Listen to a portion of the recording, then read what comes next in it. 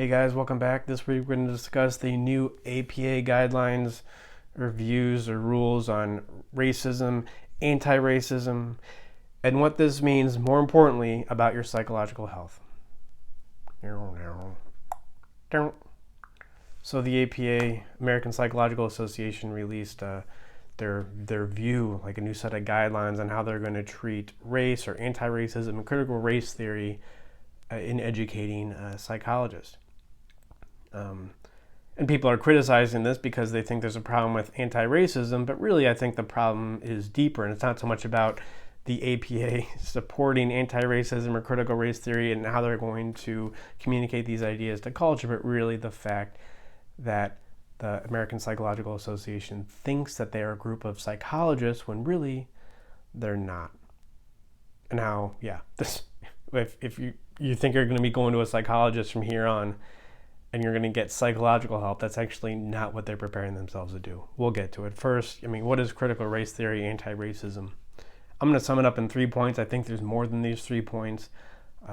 But the first one is that racism is really the foundation of America, not some disease that we have. Like, people get pretty miffed if you call racism a disease, because no, it's more than a disease. It's actually the foundation of America. A disease implies you were fine and then you got cancer or some other kind of disease.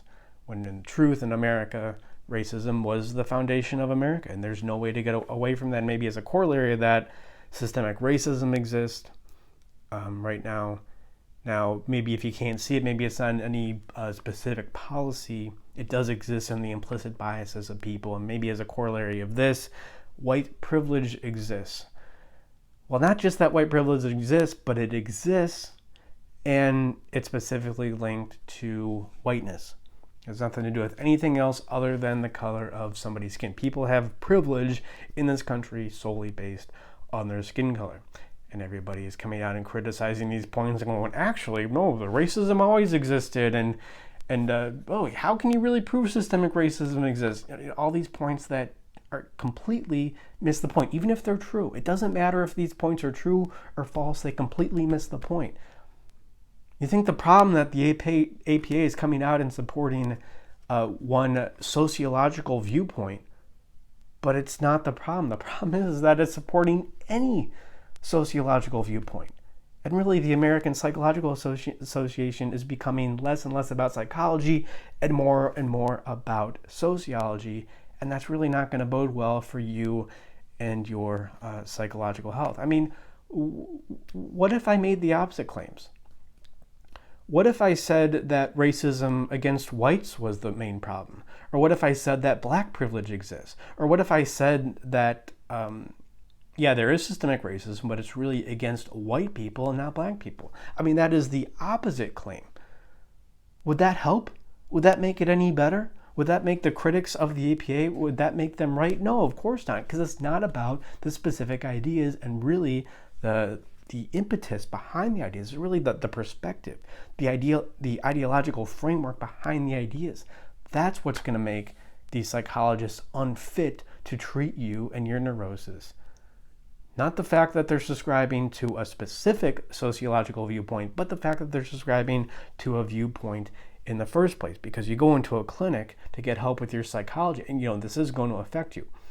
Because now more and more of the APA's energy, their libido, where their money and attention is going, it's now going more towards fixing society, not so much on fixing people. However, when you go into a clinic, what is psychology, right? You go into a clinic and the purpose is figuring out what's going on with you. It's not what's going on in society, right? That's sociology, and that may be a great academic exercise to think about. Like, how does society affect us? I think that's really helpful. But when it comes to you and your neurosis, it's about figuring, what's going on with you, not so much with your neurosis. Even if you can make the claim that it's caused by society, it's still not the point. Same thing with any presenting problem. Your complaints about your girlfriend or boyfriend, husband, wife, father, mother, mother-in-law, it doesn't matter. It can all be true. It can all be true, but it doesn't matter. The APA, I don't even care if the critical race theory, anti-racism is true or false. It doesn't matter. The perspective is wrong. And really, it speaks to the relationship between psychology and sociology, and the problem of begging the question, or the fallacy of begging the question and circular reasoning. So what if you say that society is the cause of your problems? What causes the problems of society? It can only be people. Okay, so now you go be an activist and now influence society, so you can influence society but not yourself? Where does this start? This must start from the will of an individual, from how well you relate with yourself as reflected in how well you relate with reality.